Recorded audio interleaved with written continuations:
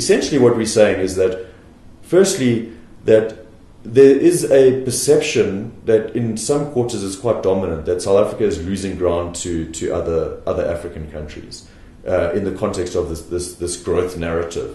As we said, we feel that discourse, firstly, is damaging if we're trying to position South Africa in the context of competing against other African markets. That's number one. But the facts actually tell us that while the rest of Africa is rising, so is South Africa in an investment, certainly when it comes to investment. The facts tell us that in any kind of objective risk and opportunity analysis, number one, that South Africa still today stands head and shoulders above any other African market. Number one. Number two, in our perception surveys, again, South Africa stands head and shoulders from a perception perspective when we ask investors which market in Africa or which markets in Africa are the most attractive to you, South Africa is still head and shoulders above any other market in Africa. In fact, out of the 500 plus international investors that we survey, 41% of them ranked South Africa as number one.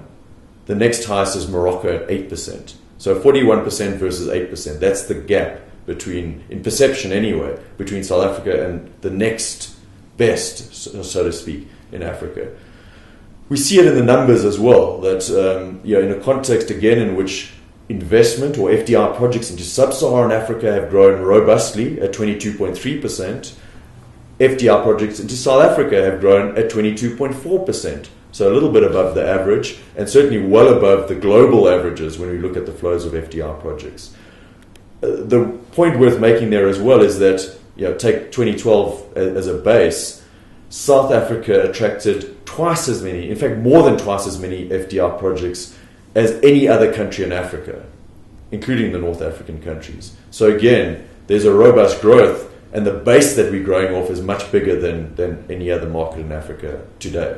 So the story is that while there's a great growth story in Africa from a GDP perspective and investment is growing, South Africa remains the premier investment destination in Africa. That's point number one. Point number two, though, is that we as I said earlier, we need to globalize our perspective. When we compare and we benchmark South Africa to other emerging markets or other rapid growth markets from an FDI perspective, South Africa still punches beneath its weight. It's attracting far less FDI than countries that, on any kind of objective country risk analysis, rank below South Africa.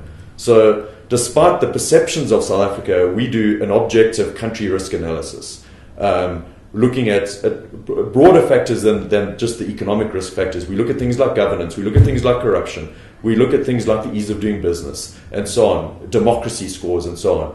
And on that ranking, when we look at our 25 rapid growth markets, South Africa ranks in the top quartile.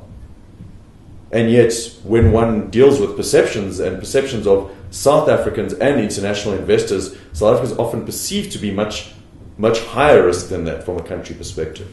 So we're probably not taking advantage, firstly, of our relatively strong country risk rankings, but also our positioning in the context of this fantastic African growth story in a global environment in which most of the rest of the world is looking very anemic. So there's certainly an opportunity for us as South Africans to collaborate a lot more effectively, to sing from the same hymn sheet, if you will, around investment opportunities into South Africa, but also into South Africa as a platform for investment into the rest of the continent.